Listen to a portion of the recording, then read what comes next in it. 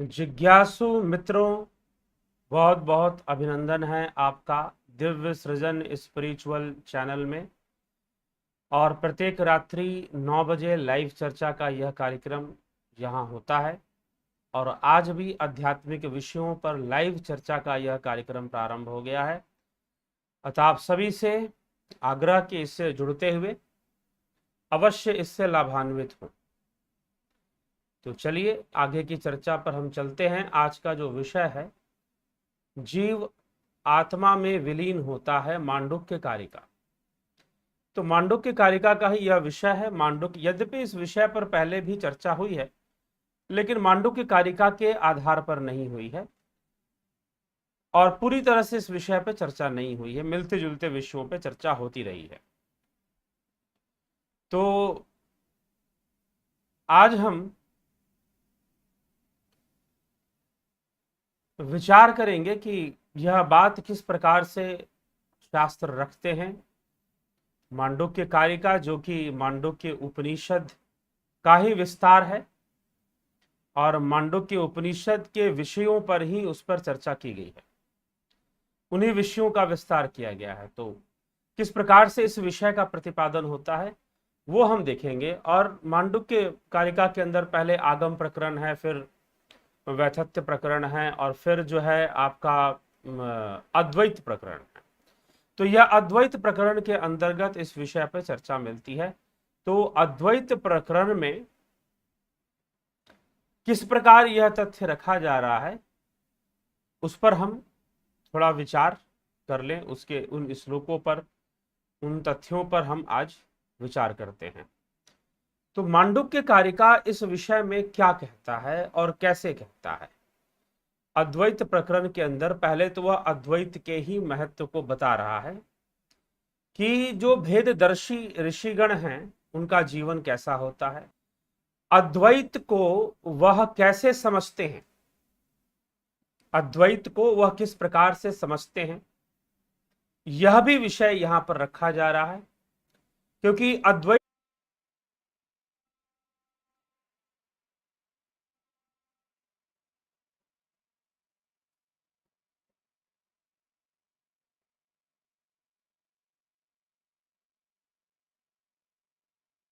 Hello.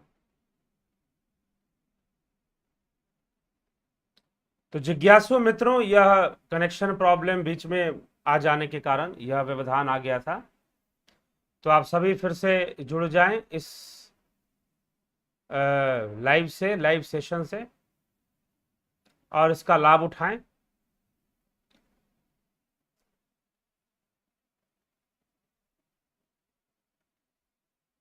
तो चर्चा चल रही थी मांडुक्य कारिका के ऊपर कि जीव आत्मा में विलीन होता है, ऐसी बात कही जा रही थी। तो मुझे लगता है कि आप सभी फिर से इस लाइव को देख पा रहे होंगे। अगर कोई देखने में व्यवधान हो तो निश्चय ही आप कमेंट करके बता दें कि आप नहीं देख पा रहे हैं, और अगर देख पा रहे हैं तो निश्चय ही कमेंट कर दें कि हाँ आप देख पा रहे हैं। तो पहले जैसा व्यवधान अब नहीं रहना चाहिए और ना रहेगा। तो कार्यक्रम को आगे बढ़ाया जाए और इसका लाभ उठाया जाए। तो अद्वैत प्रकरण के अंतर्गत आचार्य गौड़पाद क्या तर्क देते हैं, कौन सी बातें कहते हैं कि अद्वैत को समझने के लिए जरूरी है। सबसे पहले वह लिखते हैं प्रथम श्लोक में, उपासना श्रितो धर्मो जाते ब्रह्मणि वर्तते प्रागुत्पतेरजम सर्वम तेनासौ कृपणः स्मृति स्मृतः। अर्थात उपासना का आश्रय लेने वाला जीव कार्य ब्रह्म में ही रहता है, अर्थात उसे ही अपना उपास्य मानता है और समझता है। उत्पत्ति से पूर्व ही सब अज था, इसलिए वह कृपण माना गया है। अब यहां पर समझने का थोड़ा सा प्रयास करना है कि कहने का तात्पर्य क्या है कि जीव जो ब्रह्म को जानने लग जाता है, मनुष्य, वह उपासना युक्त हो जाएगा, उपासना श्रित, वह उपासना पर आश्रित जीवन जिएगा। उपासना को अपने मोक्ष के साधन रूप मानने वाला पुरुष जो व्यक्ति है, अर्थात मैं उपासक हूं और ब्रह्म मेरा उपास्य है, यही उसका विश्वास होगा, यही उसकी धारणा होगी। उसकी उपासना करके इस समय कार्य ब्रह्म में रहता हुआ शरीर पात के अनंतर में, अर्थात शरीर पात मतलब शरीर का त्याग, तो शरीर त्यागते के अंत में अजन्मा ब्रह्म को प्राप्त हो जाऊंगा, ऐसा ही विश्वास वह रखेगा। तो निरंतर ब्रह्म उपासना में वो लगा रहेगा, यही उसकी विशेष उसका गुण है। तो उसी के लिए कहा गया कि इस प्रकार उपासना का आश्रय लेने वाला साधक जीव, क्योंकि क्षुद्र ब्रह्म वेता है, इस कारण से ही यह सर्वदा अजन्मा ब्रह्म का दर्शन करने वाला महात्माओं द्वारा कृपण दीन अर्थात क्षुद्र माना गया है, यह उसका अभिप्राय है। जैसा कि जो वाणी से प्रकट नहीं होता, बल्कि जिससे वाणी प्रकट होती है वही ब्रह्म है, क्योंकि ब्रह्म को कहा नहीं जा सकता, बल्कि जो भी कहा जा रहा है वह उसके पीछे जो है वह ब्रह्म है, परंतु जो कहा गया वो ब्रह्म ना है, वह वाणी ब्रह्म नहीं है। ठीक, तो यह हमें समझना पड़ेगा। तो यहां पर उपासना और उपास्य की बात, उपास्य कौन है? ब्रह्म ही उपास्य है। उपासक जीव है जो उपासना करता है।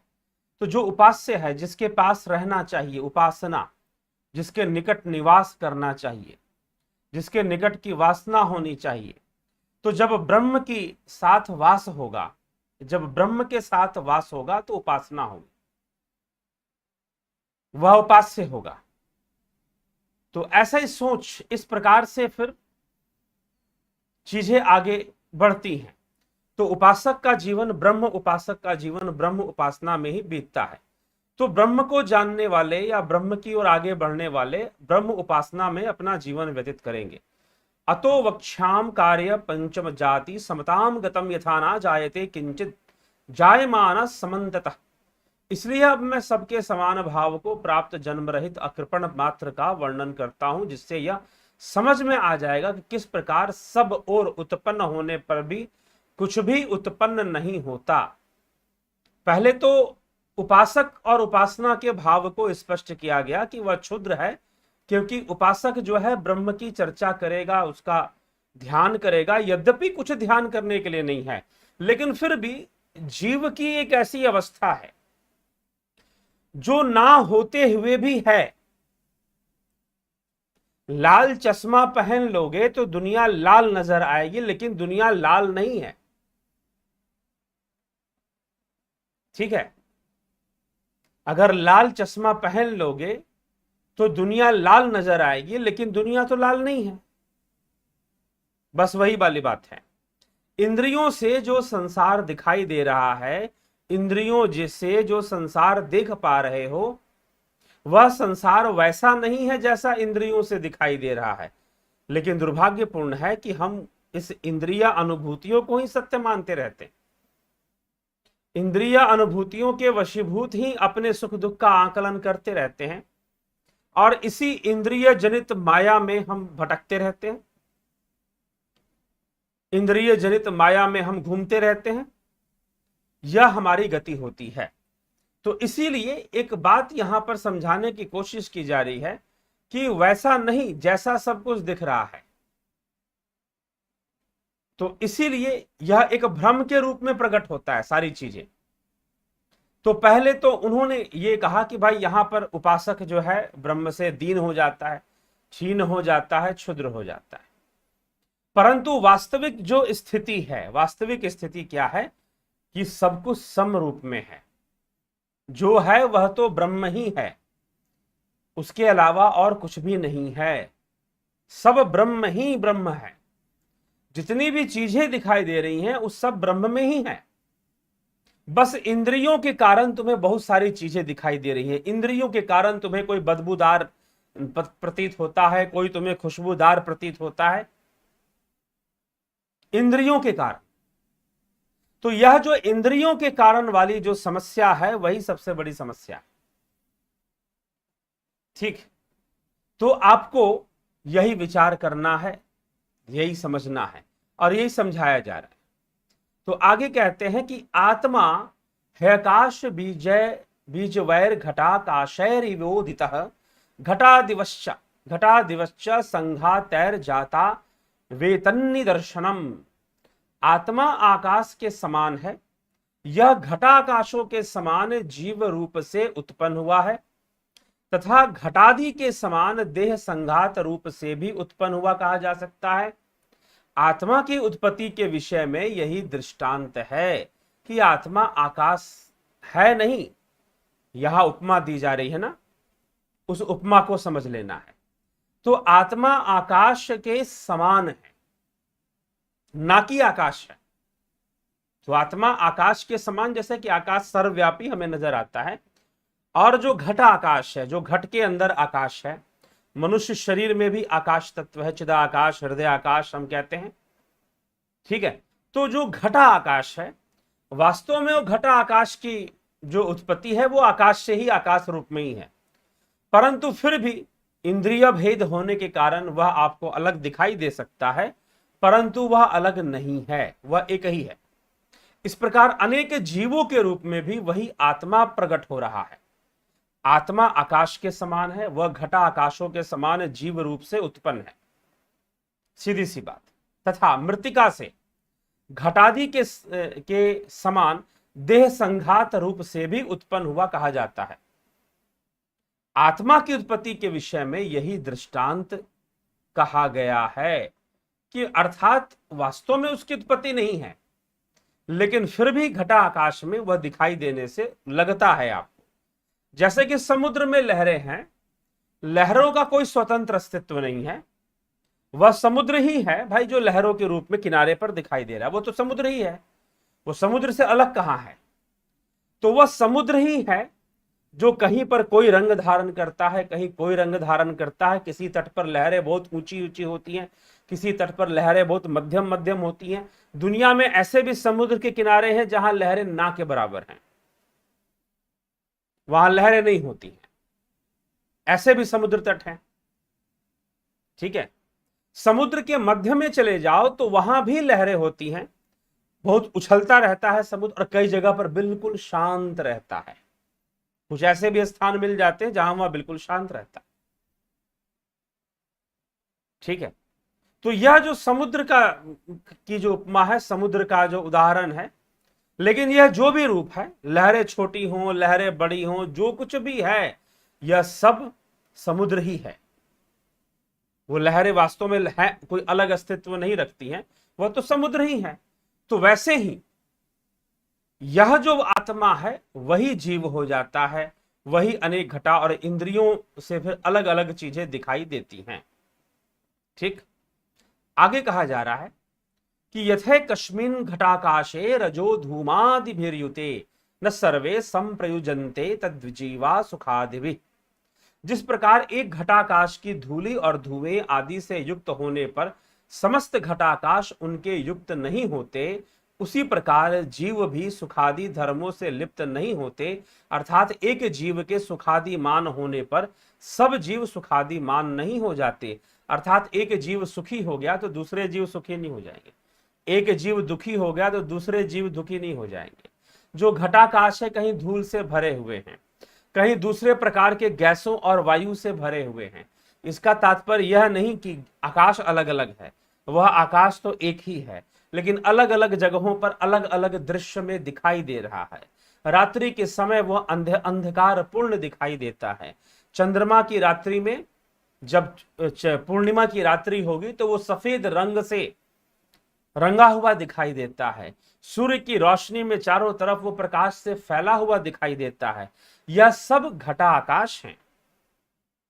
उसी आकाश के अनेक रूप दिखाई दे रहे हैं, परंतु सत्य तो यह है कि जो कुछ भी है वह मात्र आकाश है, वह मात्र आकाश है, ठीक। तो इसी प्रकार से अनेक प्रकार के जो जीव आपको दिखाई दे रहे हैं, वास्तव में वो जीव नहीं है, परंतु यह माइक अनुसंधान है। यह माइक अनुसंधान नहीं, माइक विकास है। माइक विकास मतलब कि ना होते हुए भी बहुत कुछ है। जैसे कि प्रकाश की किरणें पर्दे पर पड़नी शुरू हो जाती हैं सिनेमा हॉल के अंदर, वह क्या है? रोशनी की किरणें ही तो हैं जो पर्दे पर पड़ती हैं, लेकिन आपको तो फिल्म दिखाई देता है।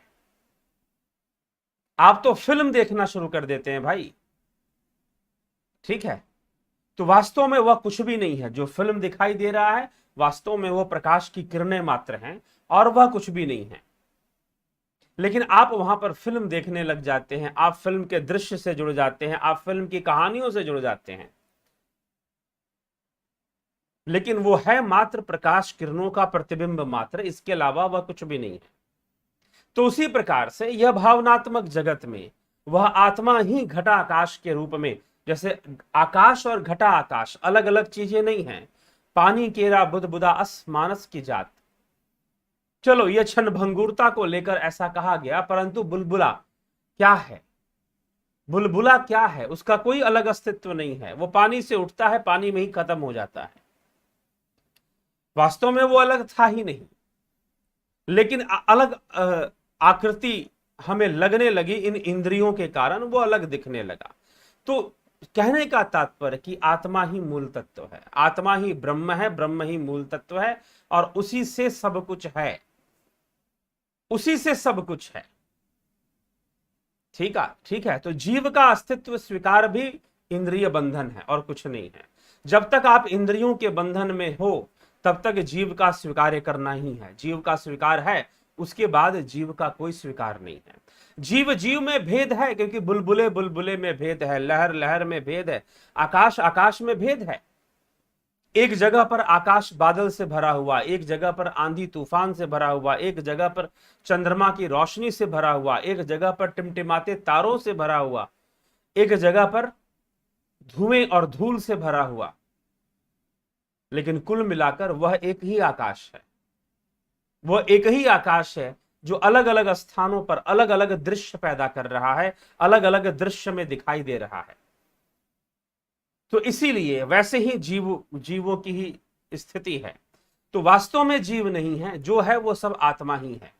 तो यह भी कहने का प्रयास, और अंत में जिस प्रकार एक बुलबुला अंततः पानी में ही लीन होता है, समुद्र की लहरें समुद्र से उठकर समुद्र में ही लीन होती रहती हैं। समुद्र की लहरें समुद्र से उठकर समुद्र में ही लीन होती रहती हैं, कोई अलग नहीं हो जाती समुद्र से। क्षण मात्र के लिए भी समुद्र की लहरें समुद्र से अलग नहीं होती, उसी में रहती हैं और उसी में समाहित होती रहती हैं, उसी में उठना, उसी में खेलना कूदना और उसी में समा जाना, यह लहरों का जीवन है। समुद्र में ही उठना, समुद्र में ही उछलना कूदना, दौड़ना खेलना कूदना, और उसके साथ आप लोग भी जाकर समुद्र तट पर आनंद उठाते हैं। तो और फिर उसी में समा जाना, कहीं और नहीं, कोई दूसरा स्थान नहीं उसके लिए। तो आकाश अलग अलग रूप धारण कर सकता है। दिल्ली में हो तो कुछ और रूप, कलकत्ता में कुछ और, इंग्लैंड चले गए कुछ और, अमेरिका चले गए कुछ और, अलग अलग जगहों पर। अगर आज इजराइल चले जाएंगे तो आपको धुएं से भरा हुआ दिखाई देगा, वहां मिसाइलें बहुत चल रही हैं, तो वहां धुएं से भरा हुआ दिखाई देगा आपको। तो कहीं धुआं, तो अनेक रूपों में वह आकाश दिखाई देते हुए एक है, अलग अलग नहीं है। तो लेकिन फिर भी उसकी सौंदर्य, कहीं पर वो कुरूप रूप धारण किए हुए, कहीं सौंदर्यवान है। तो वैसे ही जीव कोई दुखी हो सकता है, कोई सुखी हो सकता है, लेकिन सब कुछ है आत्मा ही, सब कुछ है आत्मा ही। कोई दुखी हो सकता है, कोई सुखी हो सकता है, वो अलग विषय है, लेकिन सब कुछ है आत्मा ही। तो इस प्रकार से यहां पर यह संपूर्ण चर्चा की जा रही है। तो जिस प्रकार एक घटाकाश के धूलि और धुएं आदि से युक्त होने पर समस्त घटाकाश उनसे युक्त नहीं होता। अगर एक जगह धुआं और धूल हो गया तो हर जगह धुआं धूल थोड़ी ना हो जाएगा।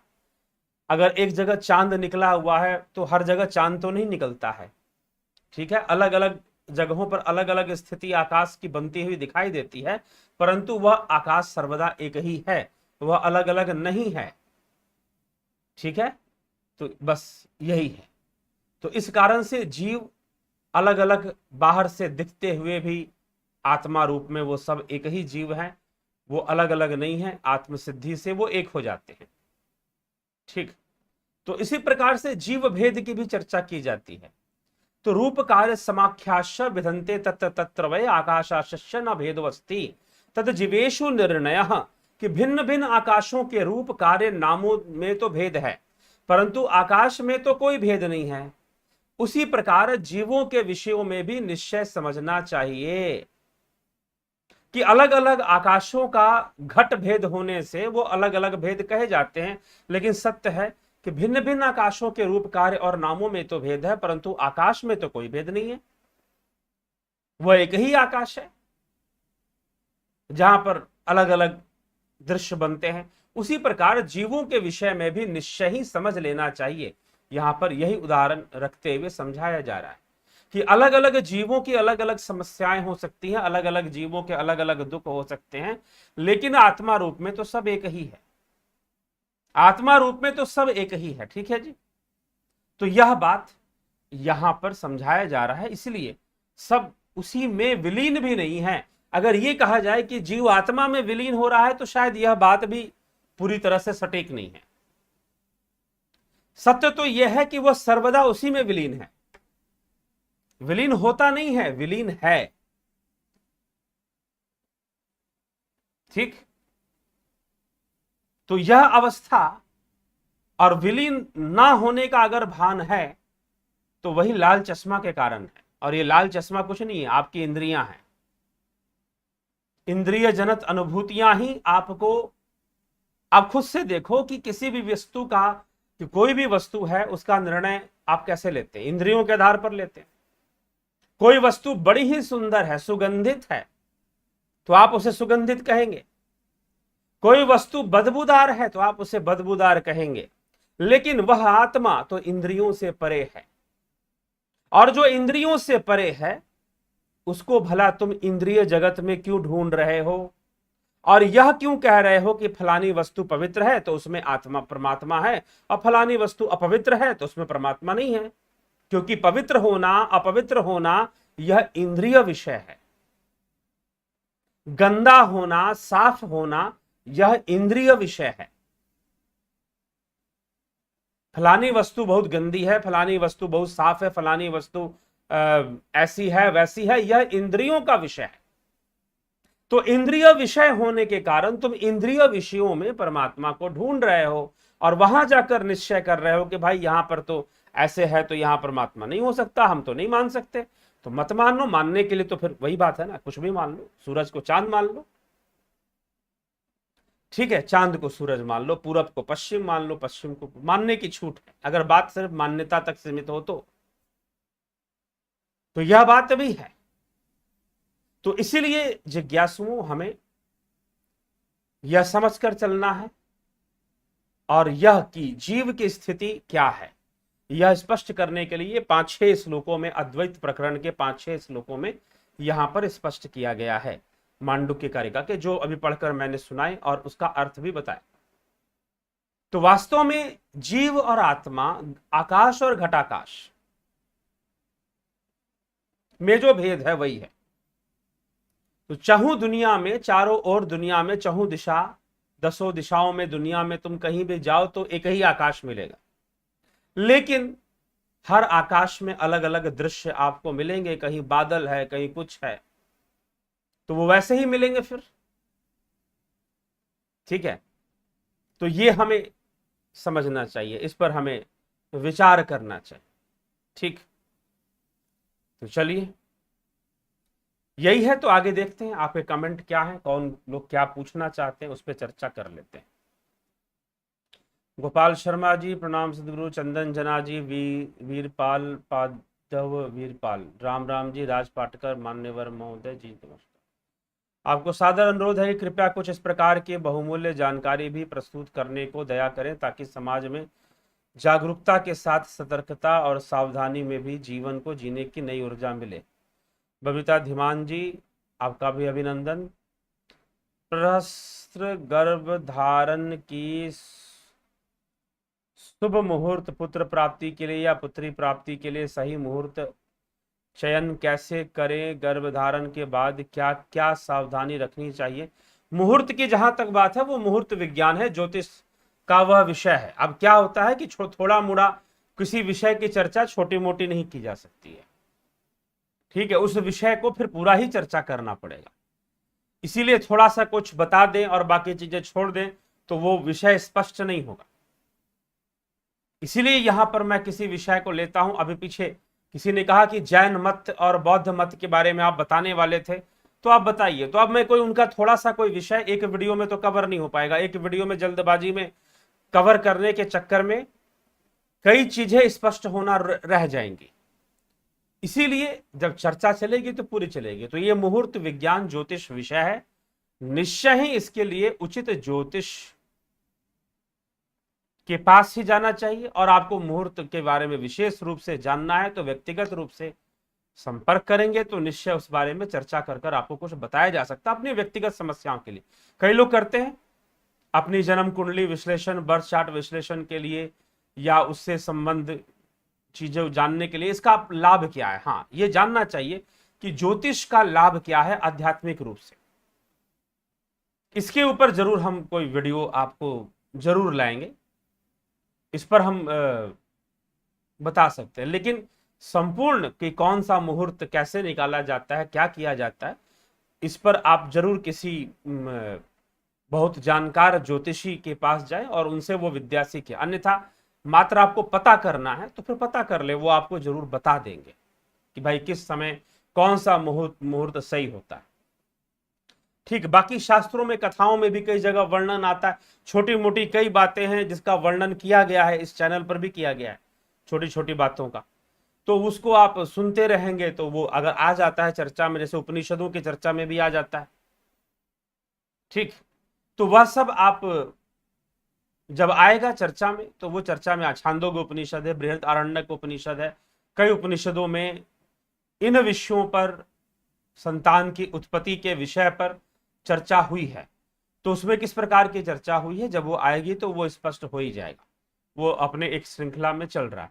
लेकिन विशेष प्रकार के मुहूर्त विज्ञान को समझने के लिए निश्चय ही यह ज्योतिष का विषय है। मुहूर्त शास्त्र ही है कि ज्योतिष में भी एक भाग है, यह मुहूर्त का विज्ञान ज्योतिष में भी एक भाग है।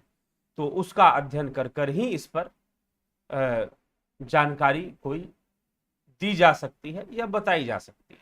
ठीक, तो मुख्य रूप से थोड़ा सा विषय से विषयांतर हो जाएगा जो इस चैनल का विषय। तो इसीलिए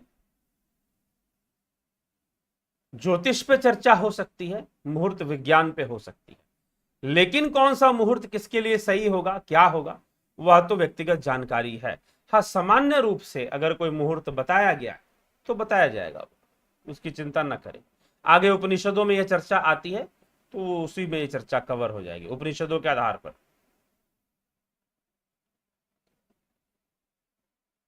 ठीक, गोपाल शर्मा जी, कोई भी साधक अगर नियम से तथा नियमित साधना करता हो तो भी क्या उसके परिवार में किसी को प्रेत बाधा हो सकती है?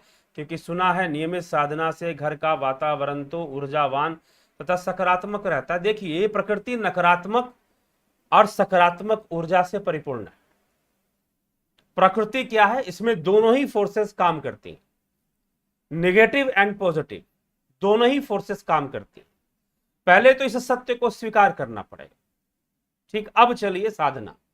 जब आप साधक हो जाते हैं तो निश्चय ही आपके अंदर सकारात्मक ऊर्जा का विकास होना शुरू हो जाएगा। परंतु जैसे ही आप सकारात्मक ऊर्जा का विकास शुरू कर देंगे तो नकारात्मक ऊर्जा अपनी शक्ति लगाएगा ही लगाएगा, नकारात्मक ऊर्जा अपनी ताकत लगाएगा ही लगाएगा। नहीं लगाने का प्रश्न नहीं उठता है। नकारात्मक ऊर्जा अपनी ताकत लगाएगा ही लगाएगा और वो आपके सकारात्मक ऊर्जा को दबाने का कोशिश करेगा ही करेगा। अब वो चाहे आपके शरीर के अंदर की नकारात्मक ऊर्जा हो, आपके घर के अंदर की नकारात्मक ऊर्जा हो, जिस रूप में हो। तो मात्र ऐसा ही नहीं होता कि जो साधक होते हैं वो साधना करेंगे तो भूत प्रेत भाग जाएंगे। निश्चय ही जिसकी साधना परिपक्व हो चुकी है वो उससे भागेंगे ही भागेंगे, निश्चय ही भागेंगे, इसमें तनिक भी संशय नहीं है। लेकिन साधना भी आपका उस स्तर का होना चाहिए।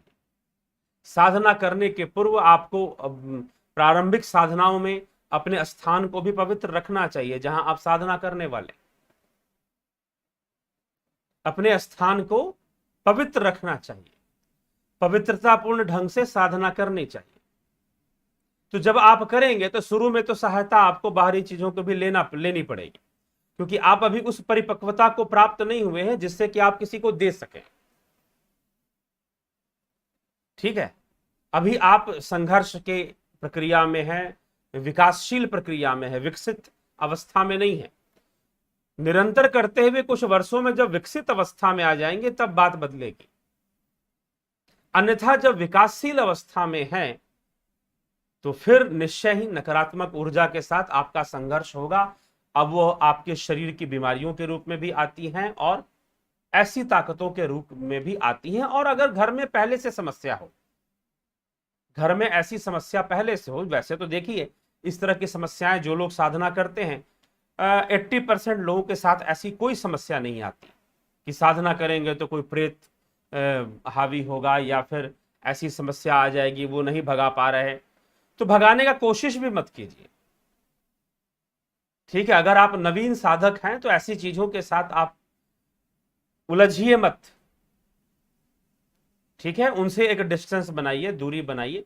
बस ऐसी पवित्रता के साथ बैठिए कि ये चीजें आपके ऊपर असर ना कर। रही बात परिवार, सबके अपने अपने कर्म संस्कार, अपनी अपनी ऑरा है, उसके सूक्ष्म शरीर की अपनी अपनी ऊर्जा है। अगर उसमें कमजोरी पाई जाएगी तो निश्चय ही ऐसी चीजें उन्हें, नेगेटिव एनर्जी जो है उन्हें परेशान कर सकती हैं। हाँ, आप अगर अच्छे साधक हैं तो आप उनको सहायता पहुंचा सकते हैं, आप उनको सहायता पहुंचा सकते हैं, लेकिन आपकी साधना का वो स्तर जब होगा तभी जाकर पूर्ण सहायता कर पाएंगे। अपना प्रयास करना चाहिए। उस नकारात्मक शक्ति के साथ तो लड़ना ही पड़ेगा, उस माइक शक्ति के साथ तो आपको संघर्ष करना ही पड़ेगा। ठीक, महेश राम पिस्ता जी, ओम नमः शिवाय। ठीक ना, इस जन कल्याणकारी कर्मों के लिए आपको कोटि कोटि अभिनंदन। उपनिषद चर्चा के बाद सोडिये से भारतीय महापुरुष का जीवो आलोचना करेगा तो हम जैसा लोगों का कल्याण होगा। जी ठीक है, ठीक ना, तो यही है।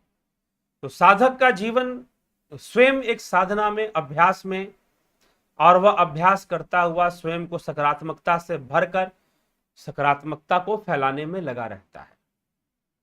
वह सकारात्मकता को बेशर्तिया फैलाता रहता है और फैलती है, उससे सकारात्मकता निश्चित रूप से फैलती है।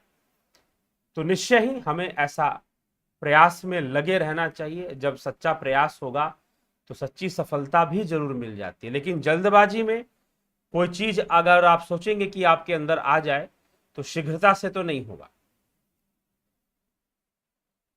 मनीष पटेल, ओम नमः शिवाय, प्रणाम गुरुजी। जिसको हार्ट की एंजियोप्लास्टी कराई हो उसको क्या नाड़ी शोधन प्राणायाम नहीं करना चाहिए? बहुत ज्यादा दबाव देकर, ज्यादा प्रेशर में, ज्यादा ताकत लगाकर नहीं करना चाहिए। हल्के हल्के, वैसे भी नाड़ी शोधन हल्के हल्की क्रिया है, बस उसमें डबल समय तक श्वासों को रोकना होता है, तो वो उसमें वहां थोड़ा प्रेशर लगता है। बाकी जगहों पर अगर वो भी ना करे तो बेहतर होगा। तो कोई दबाव ना दे और बहुत ही हल्के तरीके से अपनी एकाग्रता को आती जाती श्वासों पे बनाएं। जितनी लंबी उसको थोड़ी कर सकते हैं उतना करें।